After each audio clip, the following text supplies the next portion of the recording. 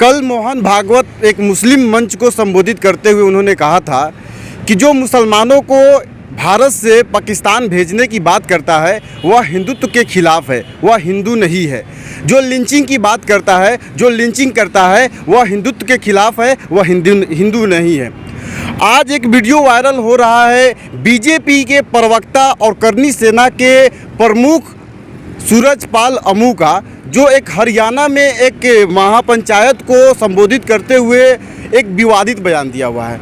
वह कहते हैं कि वो मूंछ को काटने में सक्षम है तो हम गर्दन को काटने में सक्षम हैं। हम इस देश में न तैमूर पैदा होने देंगे, न बाबर पैदा देंगे, न औरंगजेब पैदा होने देंगे। इस तरह से उन्होंने एक बहुत ही विवादित बयान दिया है, जिसका वीडियो सोशल मीडिया पे वायरल हो रहा है। बहुत सारे मेन स्ट्रीम मीडिया ने इस पर खबर दिखाया है। हमारे साथ नीरज यादव सोशल एक्टिविस्ट मौजूद है। इनसे हम जानते हैं कि आखिर एक तरफ मोहन भागवत जी ऐसे बयान देते हैं और वही दूसरी तरफ जो है बीजेपी के प्रवक्ता देखिए किस तरह से बयान देते हैं। ये जो बयान मोहन भागवत जी ने दिया था, ये उसी तरीके से आप इसको ले सकते हैं कि मुंह में राम बगल में छुरी। इसका कोई मूल्य नहीं है। ये जो कहते हैं वो सारी चीज़ें गलत होती हैं। ये करते कुछ हैं और कहते कुछ हैं और करते कुछ हैं। कथनी और कहनी में इनके फ़र्क बहुत ज़्यादा है, थोड़ा बहुत नहीं है। इन्होंने जितनी भी चीज़ें आज तक कहीं उसका विपरीतार्थक करा।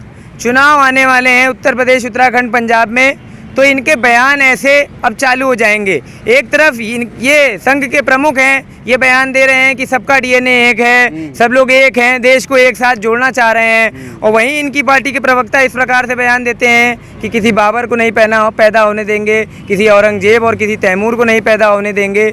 और ऐसे बयान जो नफरत पैदा करते हैं, ऐसे बयान जो दंगे भड़काते हैं। तो ये जो लोग हैं ये इन्हीं के तो लोग हैं। अपने लोगों को तो आप कंट्रोल नहीं कर पा रहे हो और आप खुद आकर लोगों को जो है एक करने की बात करते हो। एक तरफ तो जो है आप यही वही चीज़ हो गई कि करनी और कथनी में इनके बहुत ज़्यादा फ़र्क है। तो सेम चीज़ है, सेम प्रोपेगेंडा अपना रहे हैं कि खुद जो है ऐसे बयान देंगे जिससे कि जो है मुसलमान वोटर अट्रैक्टिव हो जाए इनकी तरफ। दलितों के लिए अच्छे अच्छे बयान देंगे, दलितों को पद देंगे, दलितों को जो पदाधिकारी बनाएंगे और उनका स्वागत करेंगे। अभी आपने देखा होगा जब 2019 के चुनाव के पहले जब मेला लगा था तो प्रधानमंत्री जी ने इलाहाबाद में जाकर दलितों के 11 दलितों के पैर धुले थे।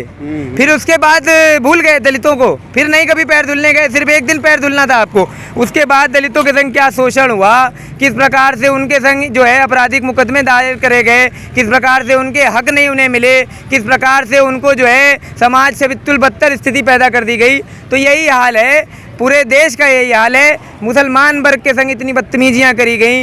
एक दलित बेटी को जो है रात के अंधेरे में जला दिया गया, पेट्रोल छिड़क कर प्रशासनिक अधिकारियों के सामने उनकी मौजूदगी में जला दिया गया। और जो भाजपा के नेतागण थे वो उस बलात्कारियों का साथ सपोर्ट देते हुए नजर आए। उन्होंने कहा कि नहीं ये सब झूठी खबरें हैं। लेकिन जब जांच हुई 1 साल बाद, जब नतीजे आए तो उसमें जो लोग थे बलात्कार में, जो लोगों के सबूत मिले वो सब सारे भाजपा ही निकले। तो इनका सेम काम है। पहले जैसे कि कह रहे हैं कि करनी और कथनी में इनके अंतर है, इसको कहा भी जा सकता है क्योंकि जिस तरह से देखा जा रहा है कि लगातार इस देश में कहीं ना कहीं अल्पसंख्यक के ऊपर और बहुजन समाज को लेकर एक विशेष वर्ग के लोग हैं वो उसके ऊपर जुल्म करते हैं। और लिंचिंग की बात जब मोहन भागवत कहते हैं कि जो लिंचिंग करता है वह हिंदुत्व के खिलाफ है, वह हिंदू नहीं है, लेकिन खास करके वही लोग लिंचिंग करते हैं। लिंचिंग में, दंगों में और एक दूसरे की मार पटाई में और दंगे भड़काने में जितने भी लोग सामने आए, चाहे आप कन्नौज की वारदात को ले लें, चाहे आप फर्रुखाबाद की वारदात को ले लें, चाहे हाथरस की वारदात को ले लें, चाहे मुजफ्फरपुर की वारदात को ले लें जहां 1 लाख की लिंचिंग कर दी गई थी, चाहे गाजियाबाद की वारदात को ले लें, जितने भी लोग इसमें आखिरी में सामने आए वो सारे लोग भाजपा के निकले, वो सारे लोग संघी निकले। तो आखिर जब लास्ट में जब कार्रवाई होती है, जब जांचें होती हैं, तो जो लोग निकलते हैं वो भाजपाई और संघी क्यों निकलते हैं। अभी जब वो मामला हुआ था, उन्नाव में बेटी का बलात्कार किया गया था, दलित बेटी का, तो भी इन्हीं का विधायक सामने निकला, कुलदीप सिंह सेंगर। उस मामले को दबाने की कितनी ज़्यादा कोशिशें की गई क्योंकि वो विधायक था, राजनीतिक पार्टी का आदमी था। लेकिन आप जब भी देखेंगे कि लिंचिंग में, दंगों में, बलात्कार में जितने भी लोग सामने आते हैं सारे के सारे भाजपाई निकलेंगे, संघी मानसिकता के लोग निकलेंगे, सामंतवाद फैलाने वाले लोग निकलेंगे। एक मिनट आपको मैं रोकूंगा। मैं आपके दर्शकों के आपकी चैनल के माध्यम से दर्शकों को यही कहना चाहूँगा कि लिंचिंग जैसी घटनाओं को आप मत अंजाम दें, क्योंकि जो नेतागण हैं वो आपको बयान तो दे देंगे, लेकिन लिंचिंग करता कौन है? कार्यकर्ता कर देता है, जोश में आके, अपने नेता के आगोश में आके वही हरकतें कर देता है, लेकिन बाद में जब वो जेल जाता है तो उसके पीछे उसका पूरा परिवार परेशान होता है, उसके माँ बाप परेशान होते हैं, तब ये नेतागण उसके सपोर्ट में नहीं जाते हैं। लेकिन बयान हमेशा बड़ा नेता देता हुआ पाया जाएगा। बाबरी मस्जिद गिराने के लिए लालकृष्ण आडवाणी जैसे नेता गए थे, विनय कटियार जैसे नेता गए थे, लेकिन मरा कौन था?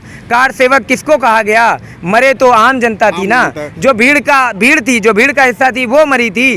दंगों में भी जितने भी दंगे हुए, दिल्ली जाफराबाद में जो दंगे हुए, या रागिनी तिवारी मर गई, कपिल मिश्रा, तो मरता कोई नेता नहीं है। ये आपको मार देंगे, आपको मरवा देंगे, लेकिन आपको इनकी बातों में नहीं आना है। उत्तर प्रदेश के लोग, उत्तराखंड के लोग और पंजाब के लोग अब इतने समझदार हो गए हैं, इन्होंने इनके छल कपट को अब समझ लिया है।